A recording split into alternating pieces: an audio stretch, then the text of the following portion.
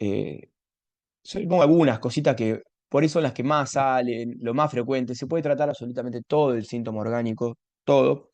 En algunos casos va a tener más preponderancia en la aplicación del modelo de las 5 leyes, en otros va a tener mucho más efecto y sentido el tema del abordaje del estrés como estilo de vida, ¿sí? De la fisiología del estrés. ¿Sí?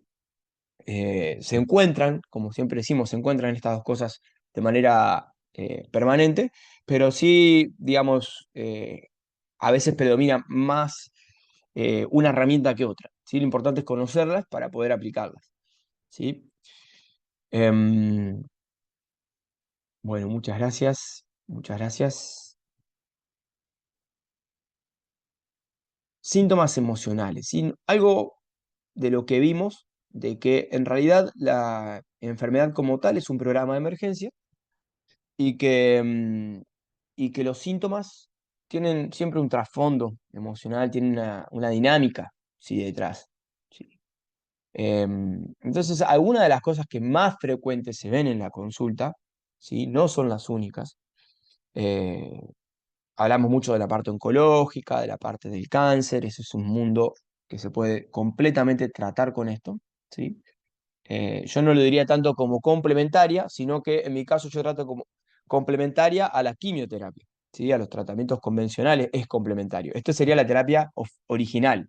Después uno va, digamos, entrando y saliendo de los distintos tratamientos en función vaya necesitando, porque a veces puede ser necesario una quimio, ¿eh? Por eso te digo, no es que es algo absoluto ni fundamentalista, sino que sí tener como el principal mapa de acción, ¿sí? Y luego desde ahí hacer uso de la medicina tradicional de urgencias en la medida de lo posible, ¿sí? Pero siempre mantener la autonomía, ¿sí? Desde ahí nos movemos. Entonces, ¿qué es lo que yo más frecuente veo? También por el tema de que vengo de la pediatría, ¿sí? Entonces, crisis asmática, crisis laringias, laringitis, infecciones de vías aéreas superiores, cuadros gripales, fiebre, digamos, todo lo que compromete lo más común, esto que decimos de gripe, ¿sí? Esto va de la mano, muchas veces, algo que me he encargado mucho de tratar, el tema de la ansiedad de síntomas, ¿sí? Detrás de esto está trasfondo de depresión, ¿sí? Esto está todo íntimamente relacionado.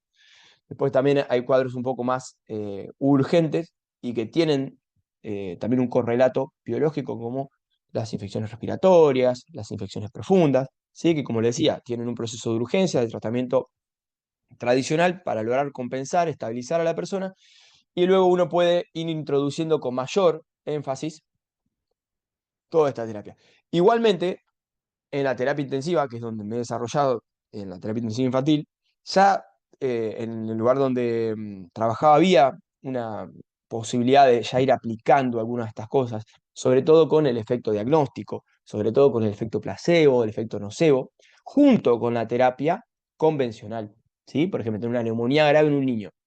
Bueno, eventualmente puede necesitar respirador, ¿tá? Mucho antes que eso vos vas a empezar a trabajar sobre el entorno, sobre sus mecanismos naturales, ¿sí? No caerle con todo el respirador encima, ¿me entendés? Entonces, ese tipo de cosas ya ganan y muchas veces hace que previene el ingreso.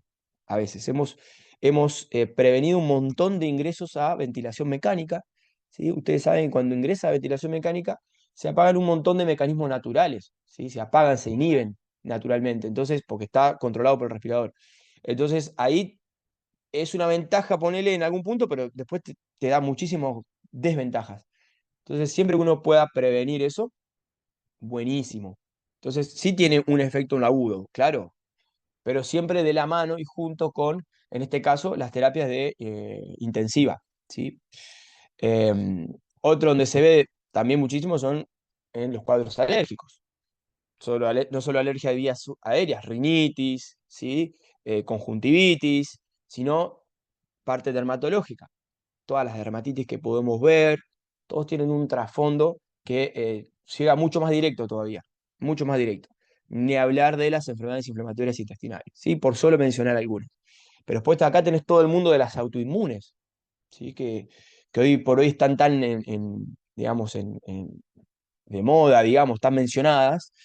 Pero cuando hablamos de autoinmune estamos hablando de compromiso de articulaciones, compromiso de sistema nervioso central, compromiso puede ser endocrino, tiroiditis de Hashimoto o hipotiroidismo más frecuente, ¿sí? Diabetes tipo 1 en niños, por ejemplo, tiene un correlato autoinmune, y cuando uno empieza a rasgar ahí, bueno, se abren un montón de puertas, ¿sí, chicos? Así que esto para dar una intro. Acá saqué una frase del libro, ¿sí? Que es parte de la bibliografía que siempre citamos, ¿no? Los signos de estrés crónico se camuflan con la cultura del confort. Nosotros en el evento presencialismo, ¿de qué se trataba la cultura del confort? También la seguimos mencionando bastante. Pero qué interesante que se camuflan. Entonces, ¿qué pasa? No los detectamos, ¿sí? Entonces se cronifica. Muchos signos de alarma sobre el funcionamiento, sobre el sistema adaptativo, son tomados como parte de la modernidad, ¿sí? Se confunden como un hábito, como un nuevo hábito, una nueva estilo de vida, una nueva moda. Se le ponen nombres muy de fantasía, muy interesantes, que lo hacen camuflar como que fue voluntario, como que, bueno, yo voluntariamente estoy eligiendo vivir así o hacer este tipo de vicio, pero en realidad es un vicio que es parte de un signo de estrés crónico. ¿Sí? Esto es importante también traerlo, entender un concepto que siempre traemos a colación en la depresión programada. ¿Sí? A entender que hay una programación. ¿Sí? Hay un beneficio de un montón de sistemas de que vos te mantengas en depresión. Es beneficioso. No es que solamente te genera problemas, digamos, a vos, sino que genera un montón de situaciones que termina siendo conveniente. ¿Mm? Para otras estructuras. ¿Sí? Entonces, ¿cómo haces para que algo no entre en el radar y no quiera ser tratado? ¿Cómo haces? Y lo primero que tenés que hacer es que carezca de importancia, ¿sí? Banalizarlo, subestimarlo, negarlo, ¿sí? Ridiculizarlo, ¿sí? Esto pasa muchísimo con un montón de síntomas que son ridiculizados. ¿Sí? Esto es lo que hablamos en una de las clases sobre el sentido del humor. Bueno, ojo, una cosa es sentido del humor y otra cosa es ridiculización. Entonces, digamos, esto hace que parece como que lo estoy superando porque me burlo de ello, pero en realidad lo que estoy haciendo es quitándole el valor y la importancia que tiene, ¿sí? Otra de las cosas que vamos a ver hoy son las compensaciones que se establecen a edades tempranas, ¿sí? Y que otro de los problemas que tenemos en nuestra cultura es que se patologiza la compensación, ¿sí? La compensación, en vez de entenderlo como una situación reactiva, ¿sí? Compensatoria de un problema que está abajo, nos quedamos como esa, como la causa de enfermedad, ¿sí? Que esto también es importante volver a repasarlo. Después hablamos muchísimo de inflamación, ¿sí? Que está presente a lo largo de todas las temáticas, ¿sí? El nexo que hay entre la cuestión emocional, la cuestión del estrés y la inflamación, ¿sí? Esto es algo que es bastante novedoso, ¿sí? Cuando uno empieza a ver así y uno lo empieza a aplicar con sus consultantes, es bastante novedoso porque normalmente esto lo vimos todo por separado, ¿sí? Y hay un patrón de respuesta, una sincronía entre la intensidad de la respuesta de estrés emocional y la intensidad de la respuesta inflamatoria. Hay un correlato, ¿sí? Uno lo puede ver en el nivel de, por ejemplo, una lesión, de que se pone hiperinflamada, digamos, con todos los signos propios de la inflamación, en la intensidad de la fiebre, ¿sí? Se correlaciona muchas veces con tal vez un entorno emocional, ¿sí? Hay personas que ustedes pueden haber visto, o niños que te hacen fiebre de 40 y otros que te hacen de 37, o sea, 38, e intermitentemente. ¿Mm? Esa cuestión como autóctona de cada uno, personal, digamos, es una de las muestras de esto, ¿no? Lo neuro antecede a lo endocrino, ¿sí? El ejemplo que hablábamos en una de las clases con el caso de los siameses, ¿sí? O de los hermanos gemelos, o de la persona del clan familiar, que uno está con una infección tremenda y el que está al lado no, ¿sí? Entonces, claro, evidentemente hay una cuestión condicionada de la parte neuroendocrina, que es propia de cada uno, y que necesariamente tiene que activarse lo neuro para luego dar una respuesta endocrina, una respuesta inmune. ¿Estamos?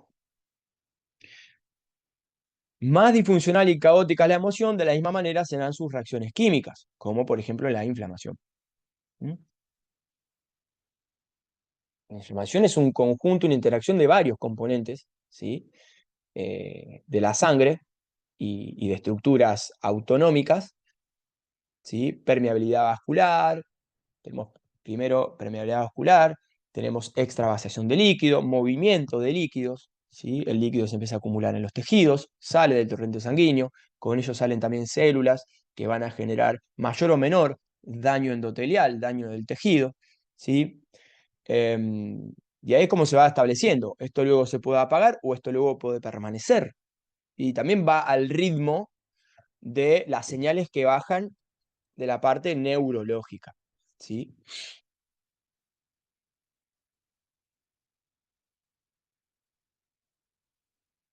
Bueno, ¿cómo venimos hasta acá? ¿Alguna duda sobre esto?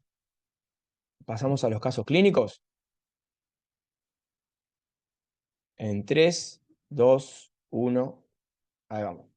Bueno, entonces, otra de las cosas que siempre repetimos, el organismo se encuentra en supervivencia cuando está bajo esta señal. Se autolimita porque todo lo, y bueno, se autoalimenta, perdón, porque todo lo que me sirvió para subir se vuelve automático. Entonces nosotros tenemos que abordar este patrón o este sistema automático. Hay que tratarlo, ¿sí? Esto se consolida y se hace más fuerte a través de la identidad.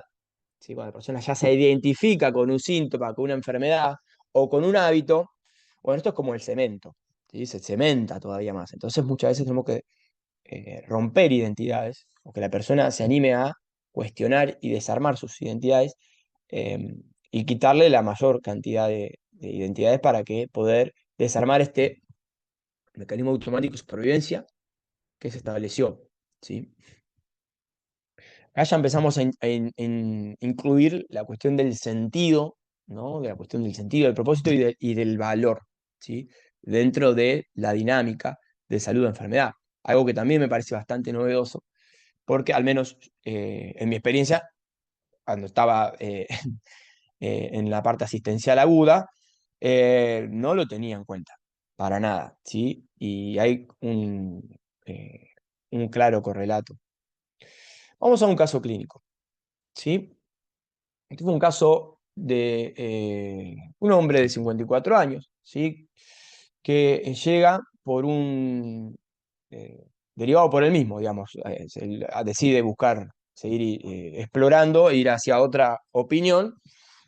Venía de una dermatóloga y de una oncóloga, ¿sí? Que le habían diagnosticado melanoma in situ, ¿sí? Esto es un cáncer, que está bien, está in situ, pero histológicamente para la medicina tradicional es un cáncer. Em, 54 años de profesión artesano, carpintero, ¿sí? Trabajador así mucho con las manualidades. Además de su diagnóstico y de su lesión, que la tenía en la zona de la nariz, también tenía otros signos que, digamos, esto lo fui observando en la evaluación de, por ejemplo, distrofia cutánea, lo cual también te habla, te da mucha info eso. Distrofia cutánea, ¿qué significa? Atrofia de la piel con manchas de pigmentarias, ¿sí? Manchas hiperpigmentadas, se adelgaza la piel, eh, agregaba un importante sistema varicoso, ¿sí? Muchas varices, lo cual también habla de la distrofia, porque no eran las varices profundas, sino que eran más superficiales, ¿no? Del subcutáneo. Entonces, todo este tipo de cosas daban valor, daban mayor fuerza a la evaluación que estábamos haciendo. En la clínica emocional, ¿qué veíamos? Bueno, ustedes saben que cuando hacemos una evaluación, sobre todo de la parte emocional, tenemos que distinguir dos personalidades, ¿sí? Una personalidad externa y una interna. La externa es con la que la persona se vincula y cómo se muestra, ¿correcto? Esto puede ser más o menos, digamos, conveniente para la persona, puede ser más o menos actuado o no, pero claramente hay una persona externa y una interna, ¿sí? Naturalmente. Entonces, de afuera se veía con muy buen humor, siempre hacía chistes, digamos, se lo veía alegre, eh, y digamos, hacía muchos chistes sobre sí mismo, digamos, una cuestión, digamos, descriptiva. Luego, a nivel interno, cuando uno lograba ir un poco más hacia su conformación, ¿sí? A través de distintas preguntas esquematizadas, a través de una mayor escucha, bueno, a través de un montón de herramientas, lograba ver, ¿sí? En su lenguaje interno, corporal, y mismo cuando él logra expresar todo esto, una ira crónica muy fuerte, ¿sí? ¿Hacia quién? Hacia sus padres, ¿sí? Principalmente hacia su padre, ¿sí? Eh, y acá es donde está lo interesante, ¿sí? Porque esto ya nos está dando información de que hay una reacción, ¿sí? Y hay un estrés crónico, ¿tá? Entonces esto apoya también lo que vemos en el examen físico. ¿Qué había pasado? Bueno, este hombre logra reconocer que tenía una desvalorización muy fuerte, ¿sí? Con situaciones importantes de abuso en su infancia. eh, y ahí logra conectar con esa parte, ¿sí? Em, yo les quiero mostrar ahora, bueno, después les contaré cómo fue la evolución, pero estaría bueno que ustedes lo puedan escuchar también a él. Así que acá le había dejado un video, vamos a ver si ustedes lo pueden ver. ¿Ven ahí el video? Ustedes pueden ahí ver a ver, vamos a ver si se puede ver el video. ¿Logran ver el video, chicos? Perfecto, pónganme ahí en el chat porque lo voy a empezar a pasar y capaz que como me salí del Zoom. Bien, perfecto. Bueno, acá tiene el testimonio. Bueno, él estuvo viviendo en España también, como dato importante, ¿sí? Eso le aportó también mucha apertura mental, un tipo muy lúcido y muy dispuesto. Si tenía una ventaja este señor, el que estaba predispuesto a hacer los cambios que tenga que hacer, ¿sí? Podríamos decir que eso es un signo de valentía, ¿sí? Eh, y eso creo que fue lo que le permitió evolucionar y tener un resultado espectacular, que luego se los voy a compartir. Pero bueno, está bueno que a ver si...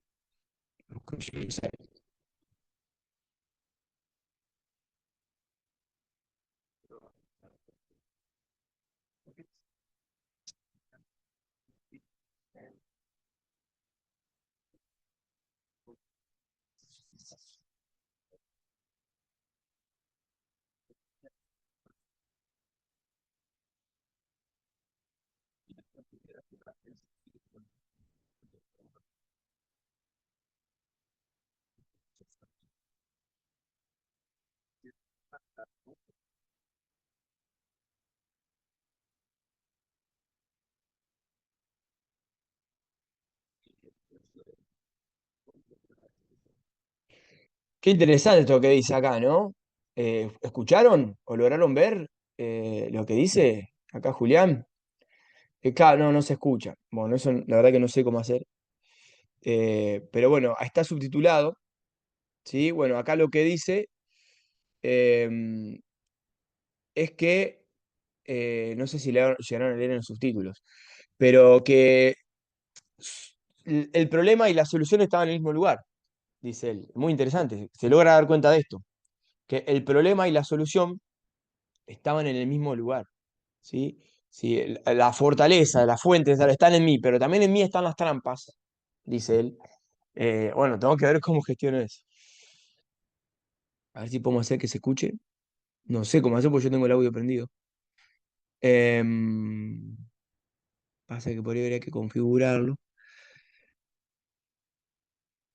O claro, yo lo escucho perfectamente acá, pero no sé por qué no lo pueden escuchar ustedes. Eh,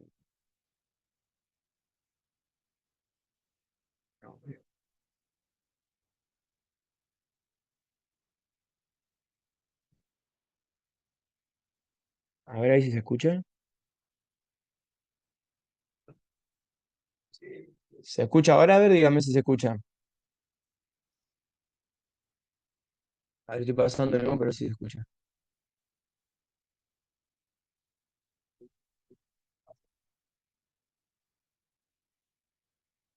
¿Se escucha ahí? No, no se escucha, ¿no? Bueno, vamos a hacer una prueba más y si no, ya seguimos. No se escucha. Ok. Sí, tiene que ser una configuración acá del audio. Claro, el micrófono mío se escucha. Pero probar altavoz y micrófono. Auriculares. Cambiar el audio del teléfono. Dejar el audio de la computadora. A ver, aguarden.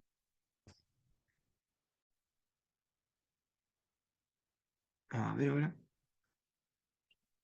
A ver, ¿me escuchan ahí? Ya saqué el audio de acá.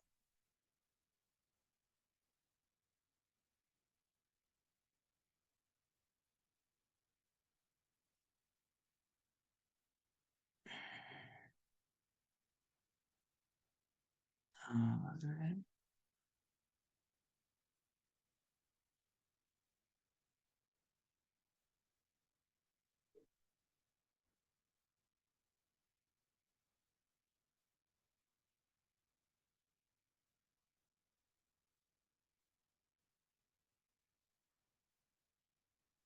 Bueno, vamos a intentar ahora. Ahora me escuchan acá, yo estoy hablando desde ya sin los auriculares.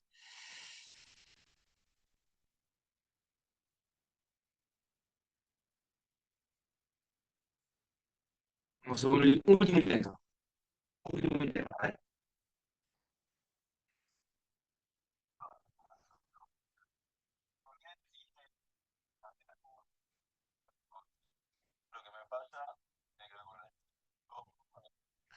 A mí se me escucha, pero el audio no.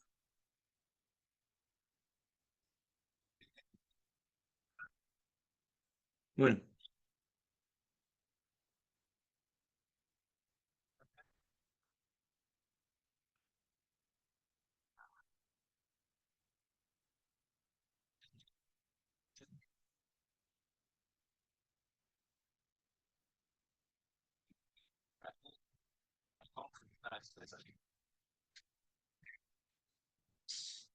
bueno, acá lo que dice Julián, no sé si pudieron no escuchar, pero les cuento rápidamente lo que dice. Él dice que el diagnóstico que le habían dado, que se dio cuenta de que en él había algo que resolver, que él tenía toda la potencialidad para hacerlo, pero que a la vez también en él estaban las trampas eh,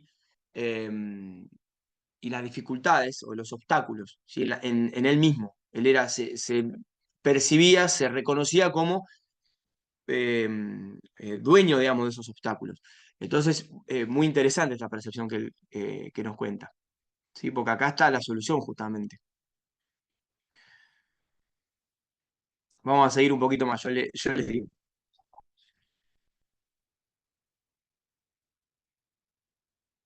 Yo le pregunto, ¿qué percepción tenés vos, sobre tus síntomas?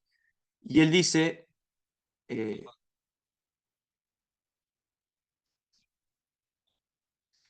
nunca lo había visto con tanta claridad. Nunca había visto un mapa con lo más profundo de mis emociones. ¿Sí? ¿Dónde están grabadas? ¿Dónde se encuentran esas emociones? ¿Sí? Eh, un día hablando con Pau Fede tuve la imagen de la columna principal de un edificio. Esa que está debajo de todo en el último sótano. Y ahí está escrito un texto o muchos textos, igual que los edificios que yo conocí en España de los árabes, que tenían todos textos en sus paredes. Están escritos con textos. En mi caso era una columna con muchos textos que eran malísimos para mí, horribles, decían cosas horribles sobre mí mismo. Yo nunca he llegado a ese lugar a ver qué decían.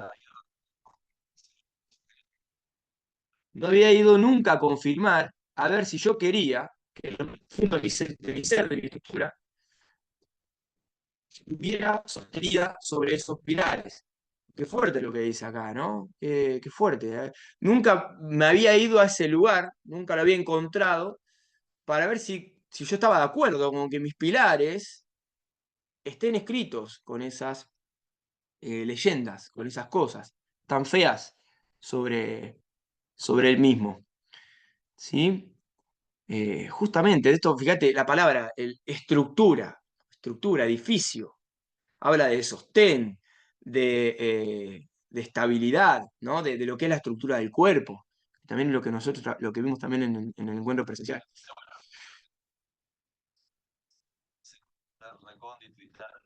Lo que esto me dio fue la posibilidad de acceder a ese lugar tan recóndito y tan oscuro, y tan difícil de llegar, y empezar todo de vuelta, reprogramar todo eso.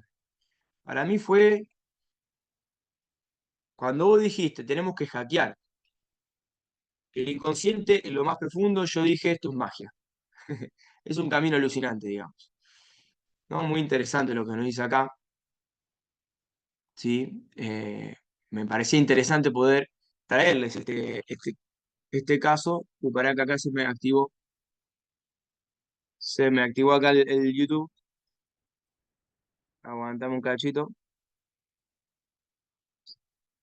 que sigue el coso. Bueno, si esto de poner el... Bueno, ¿lograron ver acá algo de eso? ¿Qué les pareció?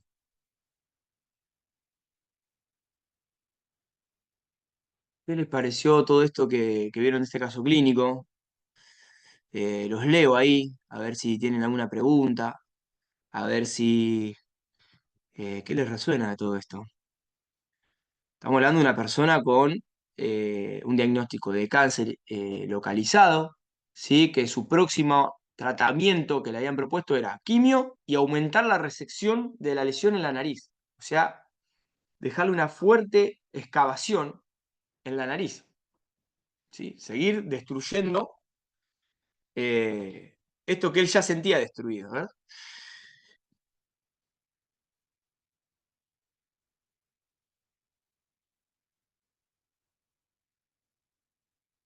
Bueno, ahí te respondo, Patricia. ¿Cómo supiste que era ira? No, bueno, él daba signos. A ver, la parte de la personalidad interna, ¿sí? Del hábito emocional. Esto es lo que es el hábito emocional. ¿Sí? La parte del hábito emocional em, sale por algún lado. Hay toda una signo-sintomatología de eso. ¿Sí? No solo a nivel físico, sino en su lenguaje, en la mirada, en las decisiones que va tomando, digamos, en los vínculos. ¿Sí? Digamos, hasta que luego lo logra poner en palabras también, ¿sí? A ver, hay mucha culpa, porque acá se va mezclando la emoción, hay mucha culpa de la persona por sentir ira hacia sus padres, ¿sí? Está mal visto socialmente. Es como, ¿cómo vas a odiar a tu padre? ¿Pero qué? O sea, sos una mala persona, no quiere ni a la madre, ¿viste? Como dice ese dicho. O sea, hay mucha culpa. Entonces, sobre esa ira fuerte que estaba reprimida, la compensaba también con, bueno, no, pero yo los quiero, ¿viste? Como, enseguida se retraía porque, claro, sentía culpa cuando él expresaba ese sentimiento de, de disrupción, ¿sí? Hacia su imagen paterna.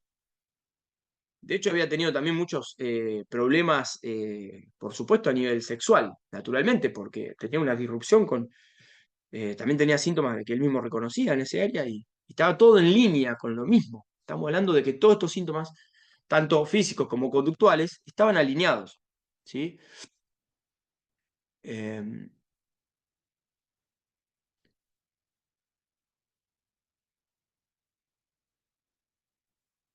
bueno, ahí los voy a leer un poquito. Me hace mucho sentido, todo pasa en la infancia y es muy importante ir hacia adentro de uno mismo. ¿Sí? Como vimos, los principales signos de estrés, los principales, digamos, manifestaciones de estrés están en la infancia. ¿Sí?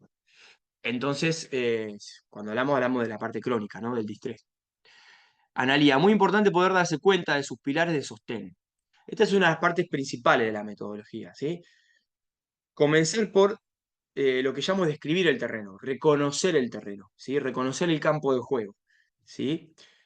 Como cuando los jugadores salen a la cancha y empiezan a mirar, bueno, a ver cómo está la cancha. Bueno, esa primera fase es una de las fases de la metodología, en la cual nos permite de a poco ir excavando hasta estos pilares, ¿sí? Donde, bueno, logramos llegar acá.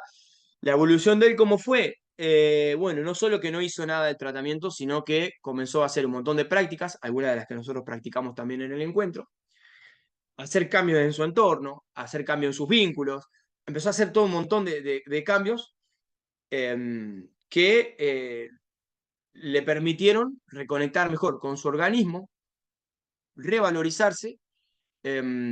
Y bueno, por supuesto no tuvo ningún tipo de ni de recaída, ni de aumento de la lesión basal, ni de nada de eso que se había, digamos, pronosticado. Em, y cambió por completo su modo de moverse, en todo sentido, ¿no? Su movimiento.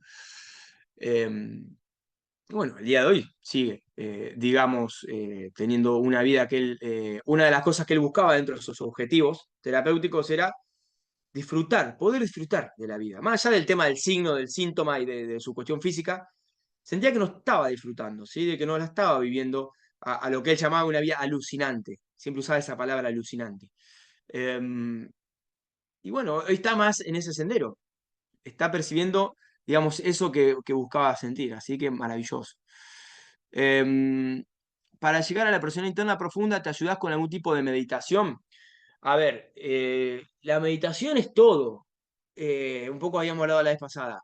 Por supuesto que sí, pero no es que es, no, la meditación jasa no sé cuánto. No, no, no hay un tipo específico, sino que lo va diseñando y la misma persona va encontrando qué modo a través del movimiento, incluso a través de la danza, incluso a través de la respiración, ¿sí? Vas habitando todos esos espacios y vas encontrando pequeños estados que la persona luego irá viendo a ver qué le resulta mejor. En este caso, él andaba mucho en bicicleta, ¿sí? Era como su método de escape. Entonces, bueno, empezamos a buscar otras formas de movimiento y de actividad física, claramente que era necesaria, pero que lo conecten con un estado más de meditación, o sea, de mayor conexión y de atención plena, ¿sí? Después sí, haces la parte de la práctica de meditación pasiva, después más activa, pero digamos no es una práctica específica, ¿sí? ¿Cuántas sesiones, Paula, cuántas sesiones o consultas aproximadamente fueron necesarias, entiendo, para que el paciente llegue a esa conclusión? Bueno, esto hace parte de una planificación, ¿sí? De un programa que se arma, en este caso fue a 3 meses. Este testimonio fue tomado antes de cumplir los 3 meses, ¿sí? Ya a los 2 meses, un poco antes, ya tenía, bueno, esto que él mismo refiere, de haber podido llegar a ese lugar, de haber podido reconocer y volver a escribir, volver a escribir esa columna. En este caso fueron 2 meses y las sesiones, digamos, estamos hablando de cantidades, ¿no? Entonces, es variable, la verdad que es variable. Lo que sí es importante es tener un canal de comunicación y experiencias, ¿sí? Tuvo, digamos, porque es de otro lugar este señor, de otra ciudad distante. Entonces, tuvo un par de encuentros presenciales, digamos, en los cuales sí, se trabajaba full todo el día y después se iba acompañando con sesiones semanales. Pero más que nada lo que tiene de particular esta planificación, que trata sobre objetivos, ¿sí? No tratas tanto en número de sesiones, sino en objetivos. Después puede demandarte 10, 20 o las que sean. Por eso que se trabaja en función de los objetivos. Em, es más para un tratamiento psicológico, no entiendo eso que quisiste decir ahí, Analía. Porque, digamos, todo esto está integrado, digamos, no hay división. Em, Interesante lo del abuso, habrá sido vivido en soledad. Piel, contacto que no quería tener, nariz, algo huele mal. Claro, muy bien. Sí, sí, claro, activa todas esas áreas, todos esos tejidos. Todo, por supuesto. Y bueno, hablando un poco más del tema del signo, del melanoma, ¿sí? Estamos hablando de un ataque a la integridad, ¿sí? Entonces, hablando puntualmente de esa herida, pero ustedes ven que hay todo un hábito, porque no fue nada más ese evento como trauma. ¿Sí? Nosotros, los abordajes normalmente se suelen quedar en el evento, en el trauma, ¿viste? La medicina del trauma, tratamiento del trauma. ¿Qué hacemos? Estamos agrandando algo que tenemos que achicar, ¿sí? O sea, algo que hay que darle reconocimiento al lugar, pero tenemos que empezar a que la persona le baje la dimensión en su percepción, que no se identifique con el trauma. Ah, no, yo soy el que fui abusado. No, no. Entonces, ponerla en el lugar e ir bajándole el tenor, la intensidad, ¿sí? Entonces, si bien está eh, toda la reacción, está todo el DHS y todo lo que puede hacer a nivel del ataque a la integridad, esta persona no solamente fue en ese evento, lo seguía vivenciando una y otra vez en el trato que se le daba, en el lugar que se le daba, en el rol familiar que se le daba. ¿Sí? Al día de hoy este señor estaba como asistente cuidador de sus padres.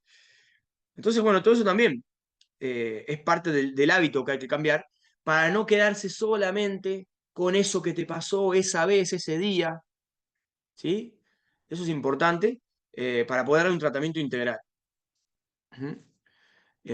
Por supuesto que, claro, lo que en el evento propiamente del abuso, se dan todas las condiciones del DHS, ¿sí? En soledad, eh, inesperado, bueno, se instala un estrés agudo, claro, pero digamos, después hay todo un entorno que sigue estando presente, aunque tal vez no haya otros abusos, o aunque tal vez es una persona que no tuvo ese evento, no se le dio la circunstancia de tener abuso, pero sí tiene ese estímulo, ese feedback de su entorno, sobre todo su entorno parental, igual puede sufrir estos síntomas, ¿sí? Aunque por ahí no haya tenido específicamente la cuestión de una reacción oncológica, de una reacción tumoral. Eh, bueno, claro, había un fuerte conflicto de manada, ¿sí? El tema de la nariz, olfato, el contacto, ¿sí? El contacto, en lo que era piel, ¿sí? La distrofia cutánea, ¿sí? La distrofia cutánea, si ustedes se fijan, estaba en las piernas, ¿sí? Es algo que tiene que ver con las raíces, ¿sí? Donde yo me paro. Fíjate que él habla de estructura, de edificio, ¿sí? Columnas. ¿Qué son las columnas? Cuando nosotros estamos ahí reseteando, cuando estamos ahí eh, reconectando con los ejercicios que hicimos ahí en la facultad, en el pasto, ahí con las raíces. ¿Cuáles son las columnas? Las piernas, ¿correcto? Entonces, distrofia cutánea en las piernas. ¿Mm? Y bueno, se habla también de lo que es la cuestión de las varices, tiene mucho que ver con el tema del regreso de la sangre, ¿sí? El regreso al centro. Esto, bueno, ya hablando un poquito más de algo más desde las cinco leyes, ¿no? Pero tiene todo que ver, ¿sí? Tiene todo que ver.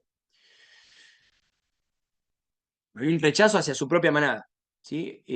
Por esto de que me abandonaron. O sea, loco, me dejaron en banda. También él mismo lo decía textualmente. Me dejaron en banda. Se me dejaron expuesto, me regalaron ante los abusadores. Porque en este caso el abuso había sido de otras personas, no de la familia, sino de otros chicos, él era muy niño, ¿no? Pero de otros chicos más grandes, eh, que lo dejaron entrar y no lo cuidaron, ¿viste?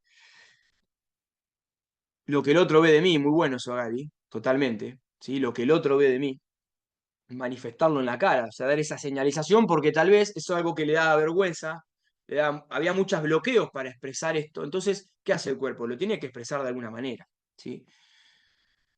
Eh, Analía, ¿haces tratamiento por Zoom? Claro, parte al estar en distancia. Si es posible hacer presencial, por supuesto que es mejor presencial, pero al estar a distancia se hace seguimiento y se hace mucho de estas sesiones vía Zoom y luego se dan distintas prácticas, tareas, ¿sí? Para lograr llegar a los objetivos. Y en algún momento lo indicado sería tener un encuentro presencial, ¿sí? Y poder aprovechar. ¿Qué pensás del abordaje de la herida de la infancia? Abusos, devaluación, etcétera, con la terapia floral. Bueno, hay que ver ahí cómo está, digamos, secuenciada, qué integra, qué tipo de estímulos, de cómo se administra. ¿Sí? Todo está en el cómo. ¿Sí? Yo lo que son los títulos de las terapias, la verdad que es muy relativo.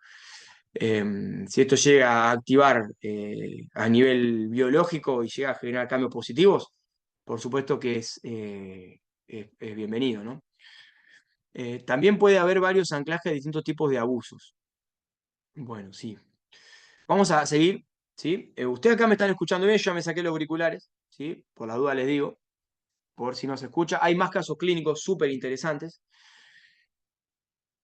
Entonces, acá sí lo que llegamos al, digamos, el primer diagnóstico de situación, si ustedes recuerdan lo que vimos en las clases anteriores, de la secuencia del diagnóstico, no nos quedamos tanto con el nombre de la lesión física histológica, sino que llegamos a hacer una serie de paneo general, de reconocimiento del terreno, de ver el signo, de ver la parte física, de ver la clínica emocional. Bueno, llegamos a un diagnóstico de situación, digamos, presuntivo, que sería desvalorización.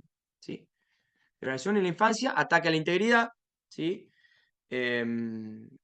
bueno, todo lo que eso incluye, vergüenza de sí mismo, baja autoestima, ¿sí? Yo acá ya les mostré el videito. Bueno, acá iba el video. Pasamos al siguiente, ¿sí? Este es el caso clínico de una niña, ¿sí? Acá pasamos a la parte pediátrica. Valentina, una niña de 5 años, cordobesa, de las sierras, viene con diagnóstico de inflamación intestinal autoinmune en estudio, ¿sí? Este era el diagnóstico inicial de que trae. A su vez se le decía que era muy chiquita y que había tenido un retardo en el crecimiento. 5 años. Entonces, el panorama inicial, ¿sí? Como viene derivado. Estaba en búsqueda de celiaquía, enfermedad de Crohn, ya se le estaba buscando de todo. ¿Cuál era el trasfondo que teníamos? A ver, vamos a ver un poquito. Bueno, esta nena venía con 5 años, ¿eh? Estamos hablando de una nena de 5 años, camino a cumplir los 6. Ya tenía una dieta restrictiva, ¿sí? Tenía prohibiciones de comer porque estaba hablando que tenía una alergia intestinal, ¿sí? Se la había visto una gastroenteróloga allá, ¿no? En Córdoba. Infantil, con una alergista infantil también. Y habían dicho que tenía una alergia alimentaria, ¿no? Entonces estaban viendo si era celiaquía no era, por suerte le habían dado bien los anticuerpos antitransglutaminasa y todos los anticuerpos que se le pide para la celiaquía. Afortunadamente, pues si no ya vendría con una parte de celiaquía. Pero más allá de eso, de esos anticuerpos, el trasfondo era el mismo, ¿sí? Se le estaba prohibiendo gluten, prohibiendo todo, huevo, clara, yema, pescado, nada de eso podía comer porque ella era alérgica, ¿no? Según este diagnóstico. La madre estaba haciendo, me trae una batería de estudios, la madre, una madre joven, me trae una batería de estudios de la flora bacteriana le estaban estudiando. ¿Sí? Había ido una médica o una terapeuta especialista en flora bacteriana, por eso mucho ojo ahora que está hablando de la flora intestinal, y le habían hecho un estudio de las bacterias que tenía y le estaban dando vitaminas, escuchen bien esto, suplementos para regularizar esa bacteria que le había dado alterada en el estudio. ¿Sí? Y tomaba una vitamina distinta para cada bacteria. Ustedes se imaginan que tenemos 1.000.000 de bacterias en el intestino. Entonces, eso es el contexto. El entorno emocional de ella, bueno, su entorno emocional, la madre. La madre la criaba sola, ¿sí? Estaba separada del padre, casi al poco tiempo que ella nació, a los 2 años de vida de ella se separan. Casualmente ahí comienzan los síntomas intestinales, ¿sí? Los síntomas con la comida, a partir de los 3 años de la nena, eh, a rechazar, a tener vómitos, a inflamarse, lo que refiere la madre que la notaba panzona, ¿sí? Y que tendía a la constipación, ¿sí? Ese era el hábito. Se lo tomó como una inflamación intestinal, ¿sí? Pero eso fue el diagnóstico que se le puso. La madre tenía antecedentes de anorexia durante 10 años, anorexia y bulimia, ¿sí? Durante 10 años, que apenas se regularizó de eso, queda embarazada la niña, ¿sí? Para que ustedes vean cuál es el antecedente, de dónde proviene esta niña, ¿sí? La madre, así para decírselo muy rápido, resumido, ¿no? Esto es algo medio simplista, pero para que ustedes, digamos, entendamos rápido, un perfil temeroso, súper miedosa, súper insegura, ya tenía ataques de pánico, había tenido ataques de pánico, tenía este antecedente de trastorno alimentario de larga data, ¿sí? Había estado internada, había estado con un montón de cuestiones, y todavía le quedaba una compulsión para con la comida que la expresaba, por supuesto, con su niña. Encima le habían dicho que tenía que medirle la flora intestinal y ver cada bacteria que tenía, imagínate, ¿sí? Se hacía 200 kilómetros para buscar comida orgánica de la granja especial de tal lado que criaban a los pollos en situaciones especiales. Imagínate que el estrés de esta madre, ¿sí? El estrés de esta madre era tremendo, ¿sí? Y por supuesto generaba un entorno de estrés, que justamente era lo que la niña estaba manifestando en primera medida, en primera instancia. Ustedes van siguiendo acá cómo es el entorno, el contexto, ¿sí? ¿Van comprendiendo cómo es este entorno? ¿Sí?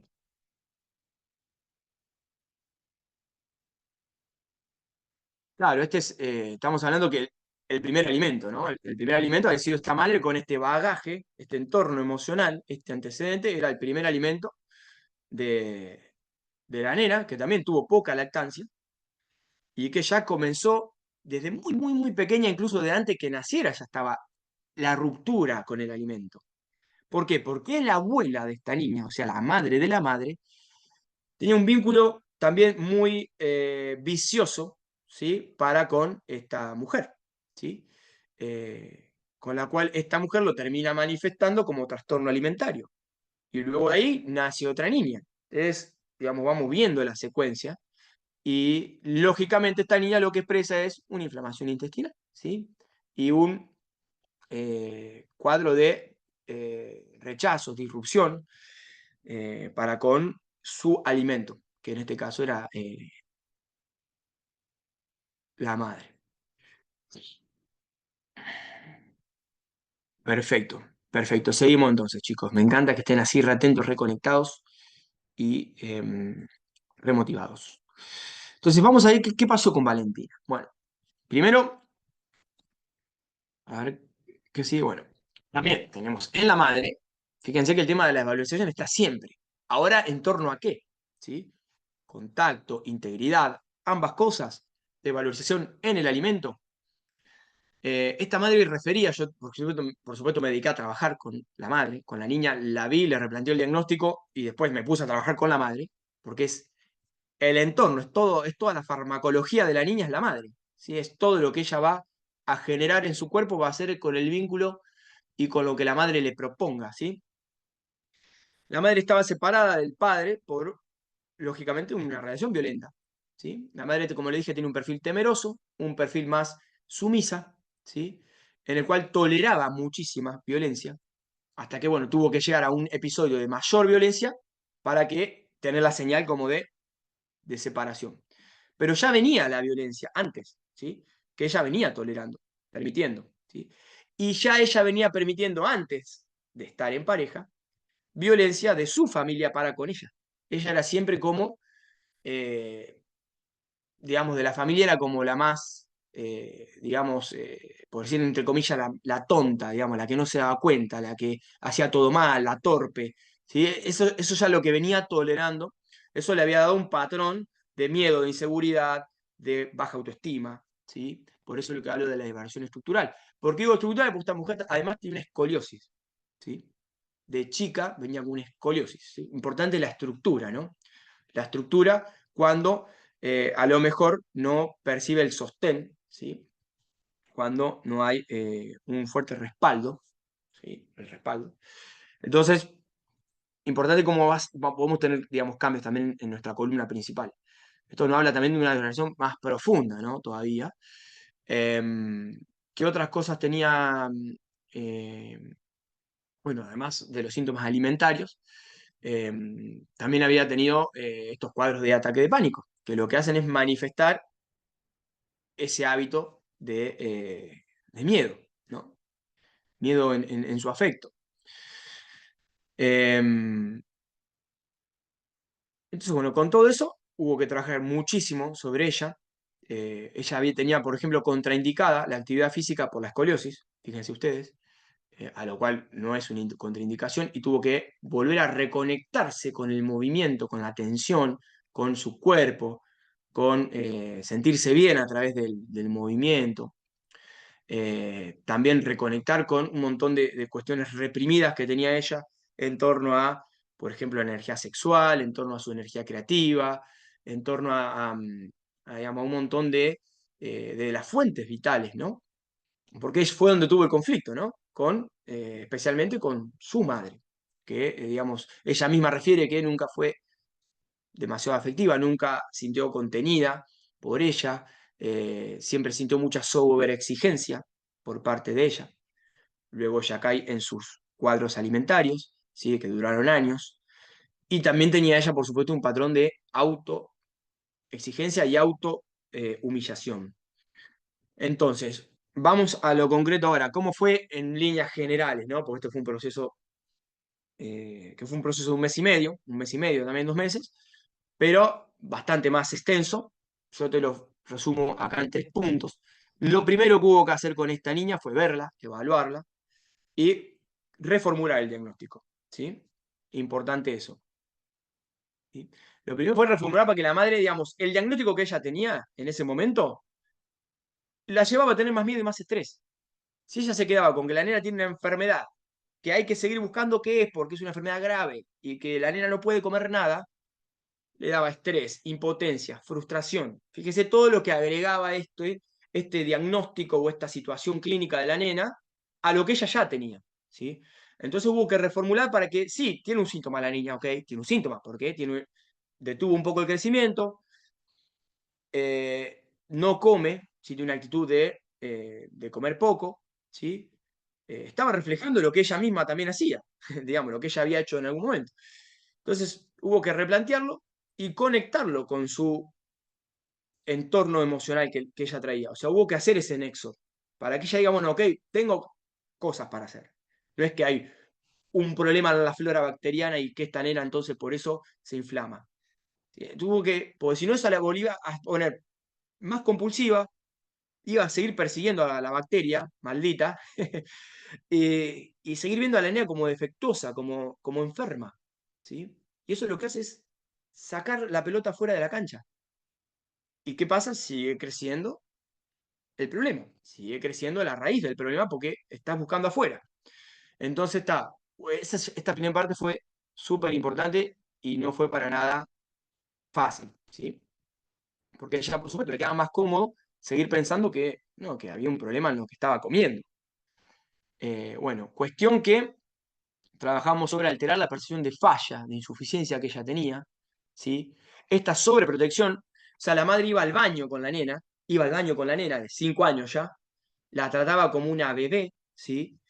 Le obligaba a ir al baño, a hacer caca, ¿sí? A evacuar, la obligaba. Y la nena, en la dinámica, que uno tiene que estudiar mucho la dinámica que hay también en el vínculo, madre-hija en este caso, la nena manejaba toda la dinámica. La nena manejaba todas las emociones de la madre. Ya con 5 años sabía perfectamente cómo activarle el miedo, cómo activarle la culpa, porque era lo que ella, la madre, le estaba proponiendo. ¿Sí? La nena no podía sentir el límite, no tenía límites. O sea, la madre no se animaba. ¿Por qué? Tenía mucho miedo que la nena se frustrara, ¿no? Por esta sobreprotección, ¿sí? Y por este mismo miedo de ella. Entonces, no podíamos seguir avanzando si ella no trataba su miedo. Imposible, ¿sí? Porque seguía manteniendo el hábito de sobreprotección, entonces no le podía establecer límites, entonces la nena comía lo que quería, porque decía, no puede comer esto, pero después agarraba y se clavaba una saladix, ponele. O sea, cosas así. Entonces después, se iba mal, se sentía culpable porque había comido. Bueno, un montón de más. Entonces el trabajo se centró más que nada en este. Y cada tanto sí hacer seguimientos, evaluaciones a la nena, ¿sí? Y trabajar sobre un plan alimentario. Cuestión, la nena hoy come huevo, yema, clara, pescado, pollo, come todo, ¿sí? Eso, por supuesto, con su tiempo debido, se tradujo en progresivo aumento de peso, crece un poquito más, si bien ella tiene una contextura más chiquita, porque la madre es chiquita, y porque tuvo también en un momento clave del crecimiento, como son entre los 3 y los 5 años, todas estas restricciones que le habían puesto. ¿Sí? Eh, entonces, este también me parece que es un caso para, para simbolizar, ¿no? Para demostrar todo lo que puede hacer la medicina biológica por nosotros, por el terapeuta y por el consultante, sobre todo, ¿no? Eh, Fundamentalmente, la madre cambió por completo también. Se sintió más aliviada, más segura, más fuerte. Dejó de tener el miedo este de que la nena estaba enfermándose y ella no podía hacer nada. Cambió por completo también cómo se empezó a vincular con su familia, como empezaron a cambiar un montón de cosas. Súper contenta, obviamente. Eh, Seguimos trabajando, la seguimos viendo de manera intermitente, pero fue un resultado también hermosísimo. Em, Patricia, ¿qué opinás sobre la celiaquía? Porque ahora se busca y se encuentra en gran parte de la población. Bueno, este es otro de los temas. Muy buena tu pregunta, Patricia. Eh, es verdad que esto está sucediendo. ¿sí? Es verdad que hay más diagnóstico, como pasa no solo con la celiaquía, sino con toda enfermedad que pueda ser crónica, ¿sí? O con todo síntoma que pueda ser tratado como una enfermedad crónica. Es conveniente detectarla más sensible, o sea, que haya más casos. Entonces se busca a propósito más, sobre todo en los niños. Lo mismo pasa con el hipotiroidismo, con los trastornos endocrinos. Se va persiguiendo la enfermedad, como si fuese un policía, ¿sí? Entonces, esto hace que luego nos vayamos por la tangente, se termine victimizando, poniendo a la persona como víctima y no se le permita llegar a sus capacidades, ¿sí? Llegar a sus mecanismos naturales. ¿Sí? Porque entonces cae con, no, tenés celiaquía, no hay nada que hacer, ¿sí? Es irreversible. Y bueno, te queda escapar y seguir teniéndole miedo a la comida eh, y restringiéndote. ¿Sí? Si ustedes se fijan, todo va para ese lado. Yo creo que se puede tratar muy bien desde la medicina biológica y se puede incluso llegar a revertir esa etiqueta. ¿Sí? En un primer momento, claro, cuanto más avanzada y cuanto más fuerte e instalado esté ese hábito y esa percepción, ¿sí? Y esa reacción de inflamación intestinal, eh, más difícil es de revertir, claro, pero sí, se puede llegar a revertir y ir revinculando todo, el vínculo con el alimento, el vínculo en este caso en la celiaquía sea mucho con la figura paterna, ¿sí? Pero bueno, esto a veces se ha alternado, porque como decimos, a veces en muchos casos la madre está tomando el rol de padre, entonces hay rechazo hacia la madre, entonces intolerancia en este caso al gluten. Bueno, hay varias cosas que progresivamente se pueden ir moviendo para que en algún momento se pueda incluso llegar a retirar la etiqueta, ¿sí? Diagnóstica. Pero bueno, todo hace parte de un proceso más o menos largo.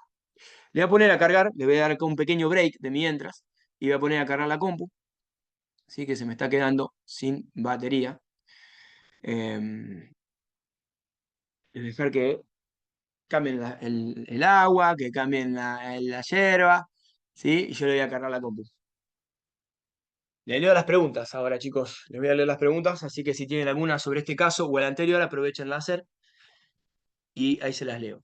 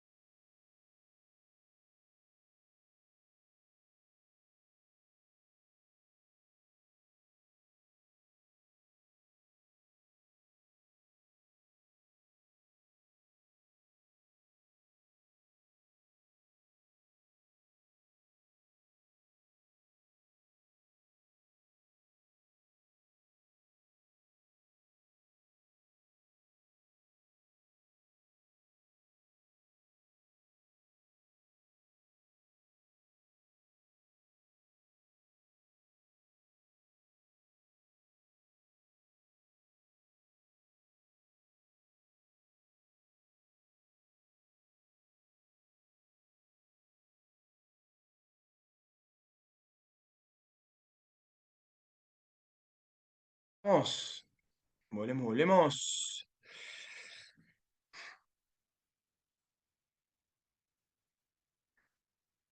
Bueno, ¿cómo estamos? ¿Cómo venimos hasta acá? Vamos a seguir desmenuzando estos casitos. Queda uno más muy interesante. Nos quedan por ahí algunos minutos y ya terminamos con esta última clase online. Sí, que en realidad es un repaso. ¿Me escuchan bien ahí? Les contaba recién el caso de la celiaquía, que es una muy buena pregunta, es muy interesante, es muy frecuente, es muy simple también, porque me dice unos anticuerpos, te dan positivos y ya está. Y aparte la persona se sentía mal, inflamada. Eso es muy sencillo de hacer, muy fácil, muy conveniente. ¿Sí? Eh, por eso que esto implica un poquito más de elaboración y de exploración y bueno, de trabajo también.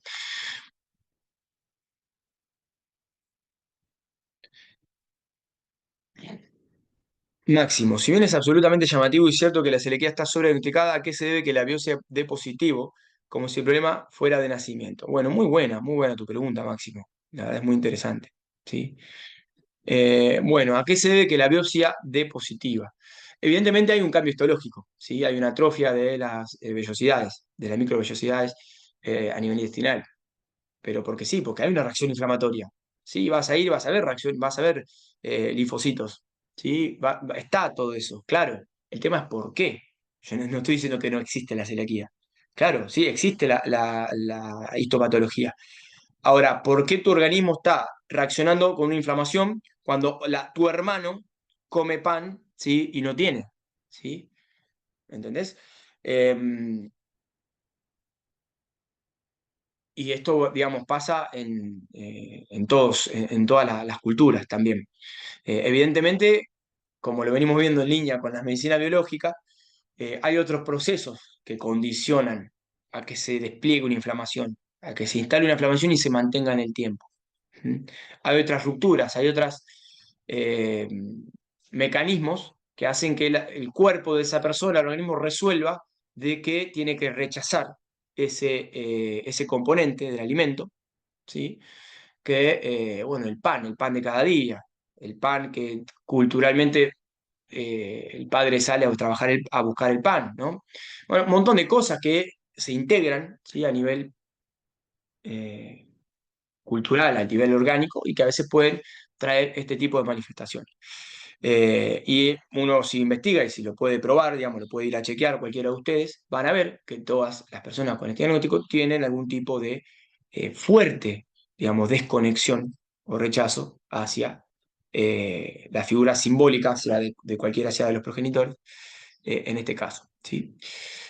Ahora, hay una que es muy de comienzo temprano, ¿sí? Que es más severa todavía que la del niño, pero hoy lo que estamos viendo es toda celiaquía en adultos, ¿sí? O en jóvenes, en adolescentes, ¿sí? Eh, en niños es menos frecuente, pero sí sigue estando. ¿Mm? Eh, si vos haces una biopsia a un niño recién nacido que se alimenta de lactancia materna, no vas a ver cambios, no hay celiaquía de un recién nacido. No, se empieza a ver la celiaquía a partir de los 6 meses de vida, cuando se introducen los alimentos, ¿sí? O cuando, bueno, en el caso si la madre también puede, a través de la lactancia, pasar algunos componentes que puedan generar, también se puede ver un poco antes, pero generalmente tiene que ver ya con la vida de mayor desarrollo intestinal del niño cuando ya hay introducción de alimentos de harina, ¿no? De harina de trigo, de gluten. Pero sí comienza en pediatría a verse a partir del cuarto al sexto mes de la celiaquía. Em,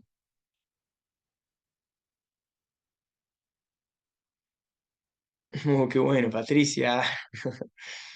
Bueno, chicos, para que hay muchas preguntas re interesantes. Ustedes también me tiran una pregunta que se da para hacer otra clase más.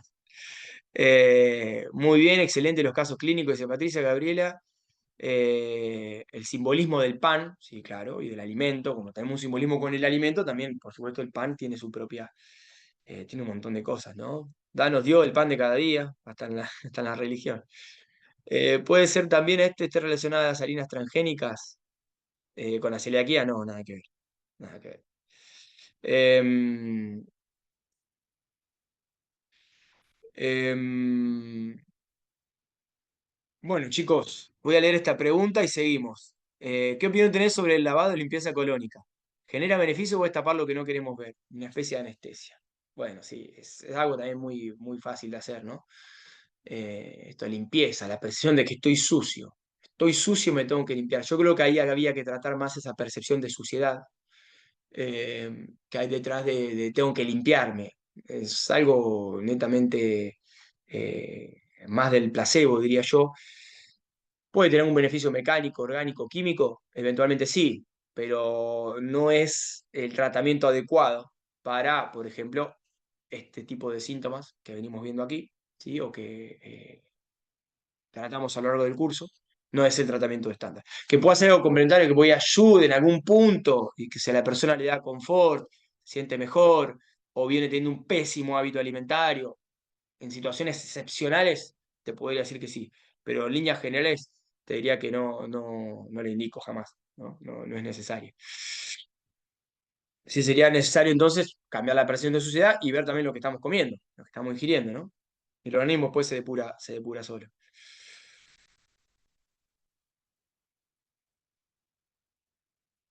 Seguimos, chicos, nos queda un solo casito y terminamos. Espero que no. Entonces, la emoción genera un sentimiento de conducta y más tarde un cambio físico, producto de esa adaptación. ¿Sí? Primero desde niños nosotros, de manera imperceptible e inconsciente, empezamos a través de reacciones emocionales, conductuales, ¿sí? A tratar de modificar ese entorno, a adaptarnos. ¿Sí? Y después aparece el cambio físico. ¿Sí? Pero primero estuvo el cambio no físico, ¿sí? O el cambio químico.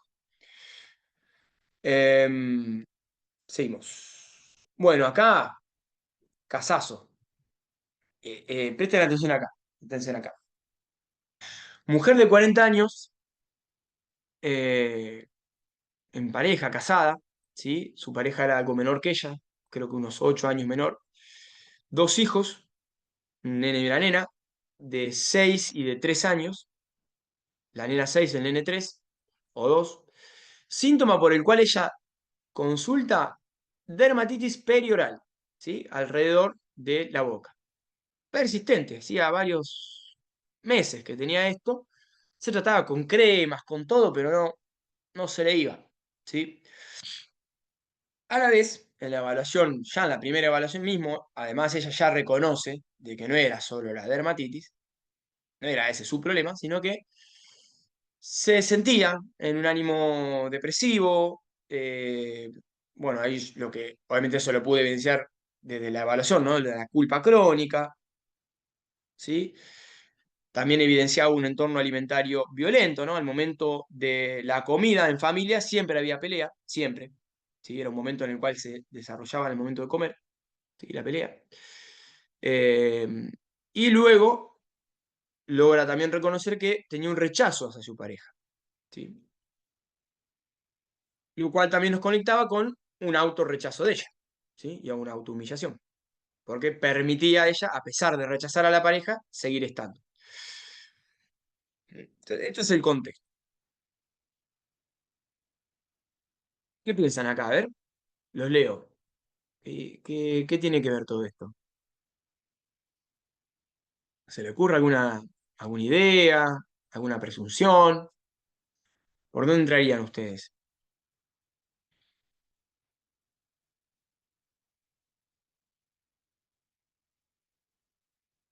¿Tiene algo que ver este signo en la piel con todo este terreno? Yo acá le puse algunas cositas muy puntuales. Obviamente esto tenía un montón de características, no solamente el tema de la culpa, había un montón. Ira, enojo hacia ella misma, ¿no? Por seguir, digamos, sosteniendo. Hartazgo, que también es parte del enojo, ¿no? El hartazgo. ¿Mm? Buena, Máximo. Muy buena, muy bien, Max. Muy bien, exactamente.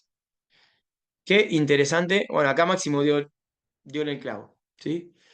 Eh, la mujer tenía una dermatitis, su pareja tenía así barba, ¿sí? Y justamente cuando tenían contacto, o cuando él le buscaba hacer contacto, ella buscaba evadirlo, pero cuando lo besaba, contactaba con la barba, ¿sí? Entonces, si bien en los comienzos no le hacía ninguna reacción alérgica, ¿sí? En los 20, 10 años que tuvieron, no le hacía, ya hacía algunos meses que eso ya le daba alergia, ¿sí? Eh, Luego ella logra manifestar que sí, estaba rechazando contacto directo, si bien compartían la misma cama, eh, evadía cualquier tipo de forma de contacto, ¿sí? Entonces se establecía una dinámica bastante, digamos, nociva, en la cual a veces ella cedía, tenía que ceder por una cuestión de correspondencia o de obligatoriedad que se imponía, y ahí donde luego aparecía la alergia. ¿Sí? Ni hablar, obviamente yo no le hice una evaluación, digamos, ginecológica a esta mujer, pero si hubiese ido al ginecólogo, seguramente también hubiese encontrado también un montón de signos y síntomas que representan esta cuestión, ¿no? Que se representa en el contacto, ¿sí? Puntualmente con la pareja, ¿sí? Eh, y alteraciones endocrinológicas, la mujer ya tenía alteraciones en el ciclo menstrual, por supuesto, estaba teniendo lo que le llaman una menopausia precoz, tenía 40 años, ¿no? O una menopausia anticipada. ¿Por qué? Pues estaba apagando todas esas funciones, naturalmente, de su cuerpo, ¿sí? Para protegerla. Perfecto, rechazo la conexión que con su boca le unía a esa pareja. Bien, muy bien, perfecto, perfecto, perfecto. Pero entonces fíjense que acá el síntoma capital es la punta del iceberg. Es lo que nos permite tratar todo lo anterior, lo que viene abajo, que es todavía más importante y más grave. ¿Sí? ¿Por qué? Porque ella está criando niños ahí. ¿Sí? El niño, uno de sus hijos, estaba presentando también trastornos intestinales. ¿Sí? Está presentando cuadros de intolerancia alimentaria. ¿Sí? Que no me acuerdo si era con diarrea o con constipación, pero ya tenía signos de alteraciones en el tránsito intestinal. ¿Mm? Y de comer poco, de querer comer poco. Claro, ¿cómo va a querer comer si están peleando en la mesa? Entonces fíjese cómo ella permitiendo todo esto que permitía que, primero que le generaba un autorrechazo y una ira contra ella misma, además de que termina odiando después a la pareja, también estaba generándole un entorno a los niños en el cual podía potenciar un nuevo síntoma. ¿Sí? ¿Me van siguiendo? Entonces, claro, después esto va al pediatra con un cuadro intestinal. ¿Y cómo haces para conectar todo lo otro? Si no lo investigás, si no lo preguntás, y que ella no tome acción, que ella no tomara acción, también implicaba y comprometía, porque ya tenés dos hijos, digamos, con esta pareja. Que no era nuevo esto no era nuevo. Esto ya venía hacía un par de años, ¿sí?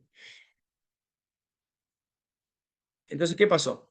Bueno, entonces, en resumen, madre de 40 años, a una pareja que no quiere, ¿sí? Permanece por miedo, ¿sí?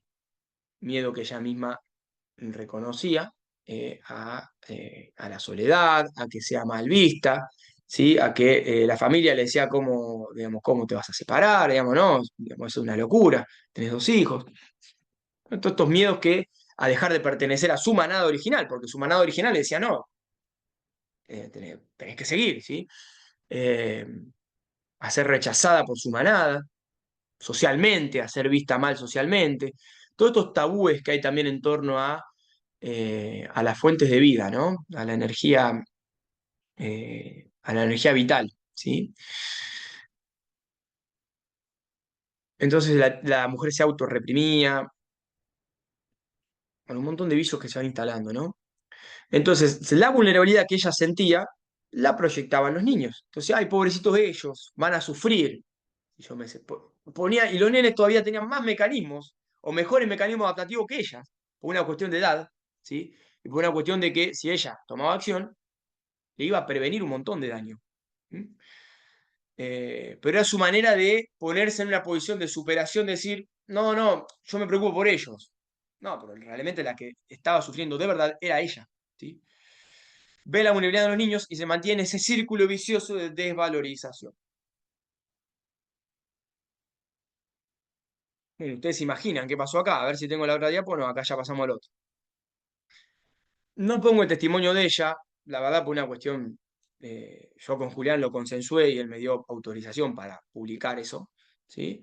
Eh, y con esta mujer que se llama Magdalena, no voy a poner el testimonio, por ahí, digamos, no hay mayores problemas, pero en su momento, yo creo que ahora no debe tener ningún inconveniente, pero en su momento, cuando estamos atravesando todo el proceso, no quería que, digamos, dar a conocer eh, de su cara y, digamos, y su identidad. Entonces, eh, hasta ahí es lo que le puedo contar, pero sí, la evolución de esta mujer fue que obviamente se terminó separando, ¿sí? Fue todo un proceso progresivo, empezó a tener su propio espacio, empezó a revalorizarse, empezó a disfrutar de cosas que ella no se veía capaz de disfrutar.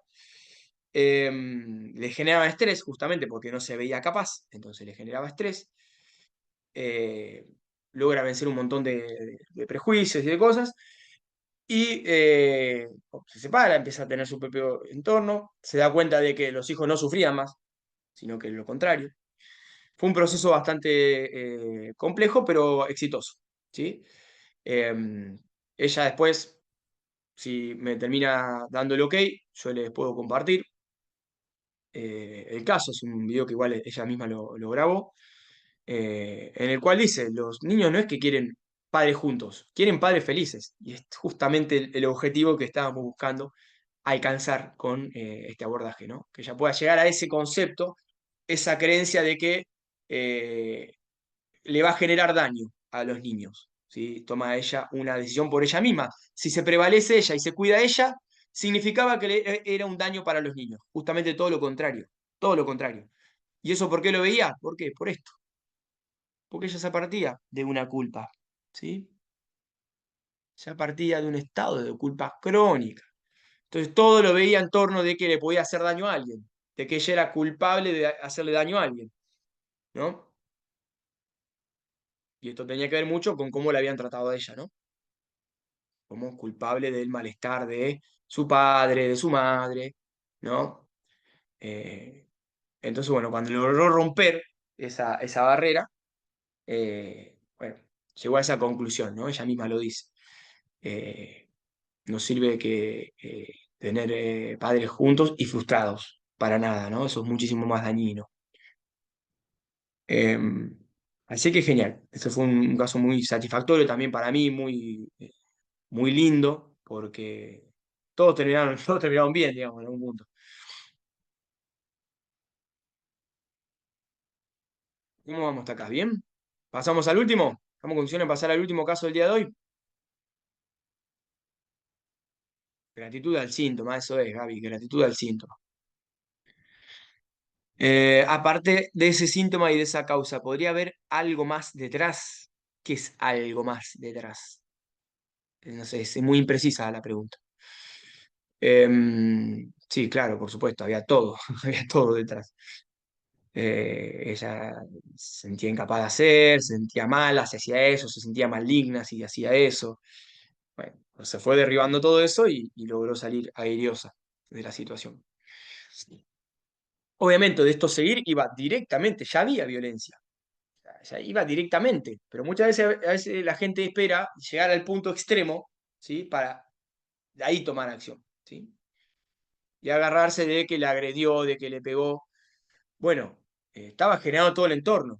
Gracias a que ella tomó una acción sana, se previno de no solamente ella tener, y su marido también, porque no estaba pasándola bien tampoco él. Claro, y también de proteger a sus hijos, ¿no? A partir de de todo el proceso, que no fue solamente la acción de separarse, sino de volver a unirse y a conectarse. Ese fue el resultado final. Volver a unirse a conectarse con su esencia. Vamos al último. Niña de 6 años, ¿sí? Esto es algo muy frecuente también que me llegan. Con diagnóstico de diabetes a los 5, actualmente tenía 6.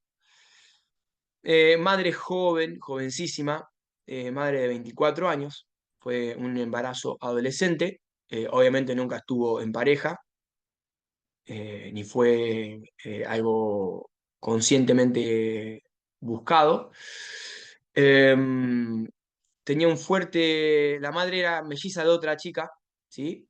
Em, y tenía un fuerte conflicto con la maternidad por conflicto con su madre. ¿Sí? Ella era como todo lo que estaba mal. Ella era todo lo que estaba mal, la que era un desastre, la que no podía lograr nada en la vida. La hermana, en cambio, era la que hacía bien las cosas, ¿no? Trabajaba, estudiaba. Y ella era todo lo que estaba mal, ¿sí? Esto según la abuela de la niña, ¿no? O sea, la madre de la madre. Em, Padres adolescentes separados, como ya le había contado. Abuela materna, como suponía que era incapaz y era eh, digamos, insuficiente esta chica para criar a una nena, la abuela hacía el rol de madre, ¿no? Y la anulaba y la, digamos, desplazaba a la madre real, ¿no? A la madre verdadera, ¿sí? ¿Qué pasa? Llega con diagnóstico de diabetes, la nena, ya con insulina, ¿sí? Esto es el logro de la endocrinología infantil, en general, ¿no? Salvando excepciones, y controles permanentes. Bueno, ¿qué pasa con esta nena? Arrancamos un tratamiento, todos igual con muy buena predisposición, la abuela, el abuelo, todos, digamos, a tratar. Pero había que poner en valor también a la madre, a darle el rol que le correspondía, que era la madre de esta niña, ¿sí? Eh, Además de la diabetes, algo que no puse acá, pero que lo cuento como dato del entorno, la nena decía que quería ser nene y ya la estaban tratando como nene, ¿sí? Fíjense que ya estamos teniendo otro problema más complejo, ¿sí? Pero que está todo conectado con un conflicto que tiene la madre, no solo con su propia femineidad, sino con el rol de madre. ¿Sí? Entonces, no solo es el síntoma, todo esto hay que tenerlo en cuenta, porque es la diabetes y es la identidad que está generando la nena, porque está percibiendo en su entorno que la madre no quiere ser madre, ¿sí? Sigue siendo una niña, una adolescente, eh, y que la pasa mejor cuando va a la casa del padre, se divierte más, ¿sí? Es una cuestión de lógica de supervivencia. Esto no es una decisión pensada, meditada de eh, identidad sexual. ¿Sí? Importante destacar esta diferencia. ¿Por qué? Porque aparte no da el síntoma capital, en este caso que es la diabetes, que hay una compensación por aumentar los niveles de glucosa, de energía, ¿sí? Que siempre la glucosa va en línea con el afecto, ¿sí? Entonces la niña fue vista, es más, la niña esta había intentado ser abortada por esta madre joven, ¿sí? No, no llegó a hacer el intento, pero por una cuestión social. Pero si hubiese podido, esa misma lo hubiese, la hubiese abortado, ¿sí? Eh, digamos, tuvo todas las intenciones y había estado buscando y todo para hacerlo. Entonces, claro, ya nace esta niña con un rechazo afectivo, ¿sí? Entonces, una forma de compensar para autoproteger el cuerpo es tener mucho combustible, ¿sí? Para reemplazar esa ausencia de, en este caso, de contención, de afecto. ¿Sí? Esto es una de las. Hay otras cosas que se pueden también traer, no, no es algo absoluto, ¿no? Estas son algunas de las teorías, pero es lo que se suele dar, ¿no? Cuando aparece la diabetes en los niños. Esta niña va a la endocrinóloga, ¿sí? A la pediatra, ¿por qué? Porque empieza con un cuadro de hiperglucemia, ¿sí?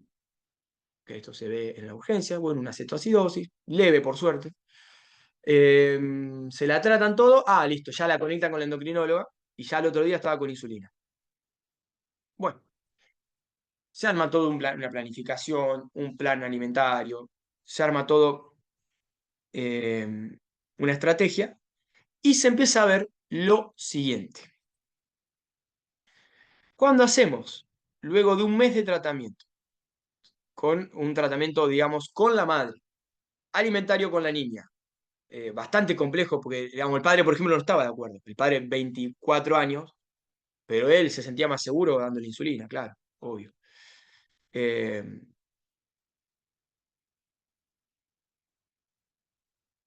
Lo que duró esto, que fue también algo de 2 meses, que son los que suelen durar los tratamientos, los programas que trato de impulsar, eh, a veces más, a veces menos. Luego de hacer los cambios correspondientes, nos encontramos de 4 días sin recibir la insulina. Esta niña había sido dicha que no puede fabricar insulina, que ya el páncreas se murió, ¿sí? Así literalmente, dicho por su médica de cabecera.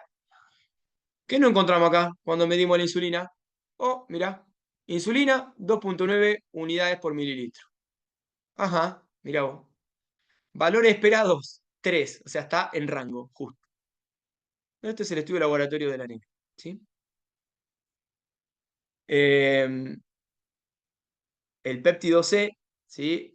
Tiene que ver con que la insulina es endógena, ¿sí? También está acorde a los valores casi que pone el laboratorio de manera estándar y de manera poblacional, como, o sea, condicen los valores de péptido C con el valor de insulina. Quiere decir que la insulina que ella fabrica, ¿sí? No es la insulina que estaba dando afuera, aparte porque hacía 5 días que la había suspendido.